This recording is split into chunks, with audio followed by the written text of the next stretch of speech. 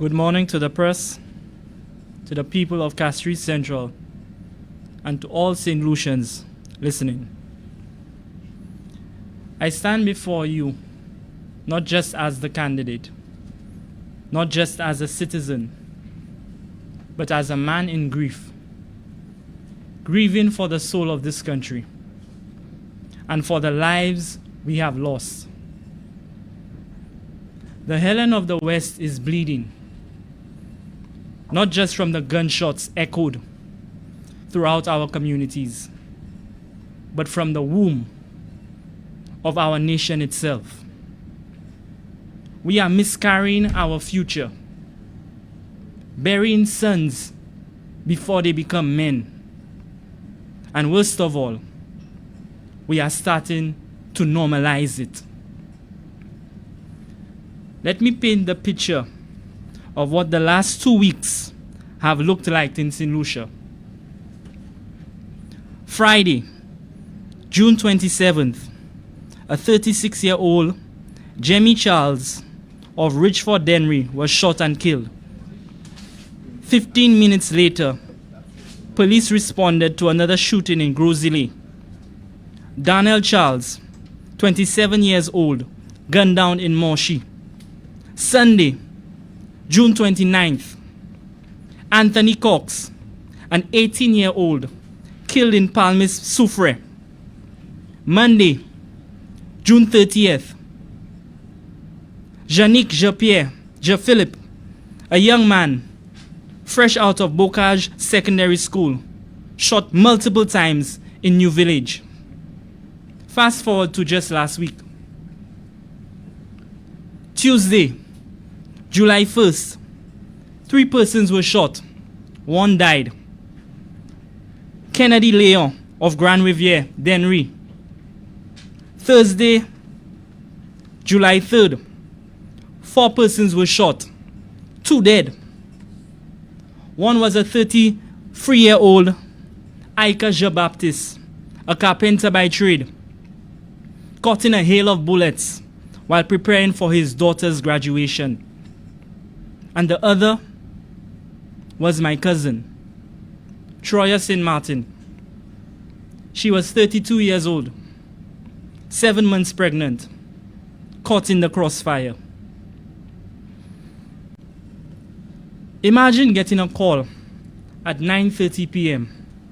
about another shooting, but this time it's your family. You rush to the hospital. You see doctors scrambling with the bare minimum requirements and resources, fighting to save 2 lives, a mother and her unborn child. She had no bullet exit wounds, but her life was critically slipping away. They opened her up, trying to save the baby. But my cousin died on that operating table. And so did her baby. 2 lives gone, just like that.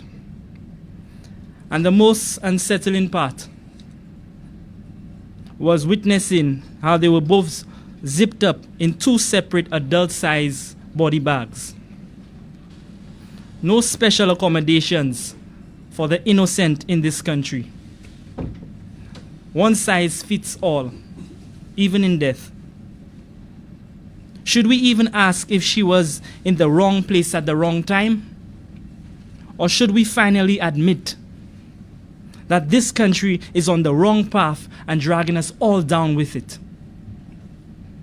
If you walk right now through places like Wilton's Yard, La Coudou, Foligua, you would quickly notice the neglect, the lack of representation when it comes to their housing concerns.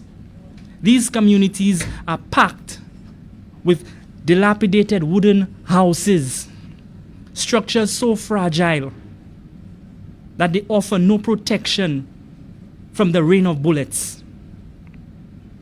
We have reached a terrifying low. We have become a place where even stray bullets don't miss, where not even the unborn are spared, where not even the bystanders are safe. not the young, not the elderly, and not the working man. We are living in fear and dying in silence. As a Calypsonian once said, nobody sees, nobody hears, nobody speaks, and nobody cares. Well, it's time we speak, and it's time we care. Because here's the truth. Crime does not discriminate. People do. Crime doesn't ask who you worship. Crime doesn't ask where you live. Crime doesn't care if you are rich or poor. And crime definitely doesn't care who you're voting for. Bullets do not watch faces. All they do is neutralize. And when gun violence is allowed to thrive, we all bleed. But to add insult to injury, in the midst of all of this, a misrepresentative chooses to slander and ridicule those we have lost, making a mockery of those whose sole duty is our protection. The government wants to convince you that crime is down. They want to drown us in the statistics. They say from January to June this year, there were 38 homicides. That's a 30% decrease from the 40 recorded in the same period last year. Well, let me remind you, and let this be on record. Under this administration, in 2024, Saint Lucia recorded the highest number of homicides in our country's history. 77 lives gone in 12 months. Walk for progress. This is the reality under this administration. This is their legacy. 77 lives on record. This government had every opportunity to act. They created a position called the Minister of Crime Prevention. The Prime Minister, self-appointed as the Minister of National Security. And they embraced a man that even the United States Embassy highlights as a crime minister. A man who somehow knows more as to what happens under the table and behind closed doors than even our own very Royal Saint Lucia Police Force. So, Mr. Crime Minister, since you claim to know so much, please tell us. Tell us, who are the culprits? Who are the drug barons? Who is controlling the guns and pulling the strings?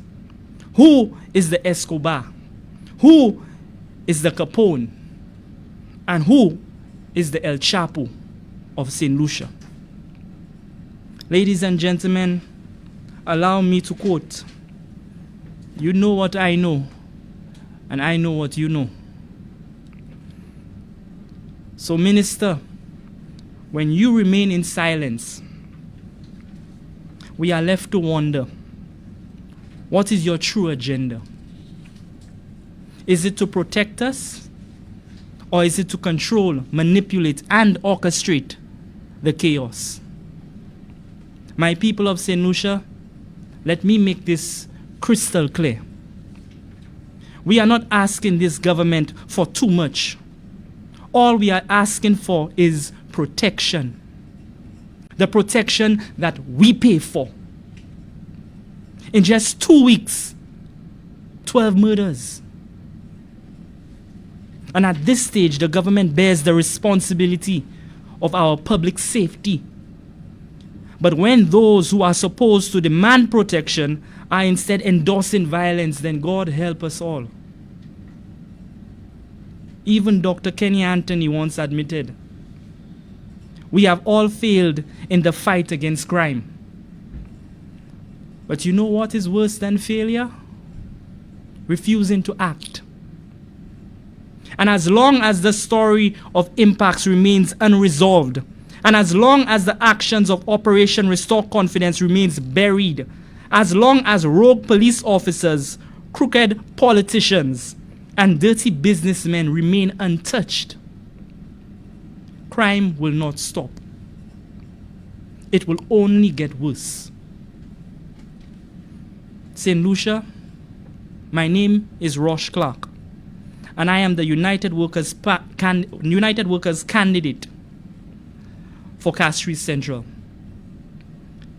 I will not stay silent while our people bleed. We deserve better.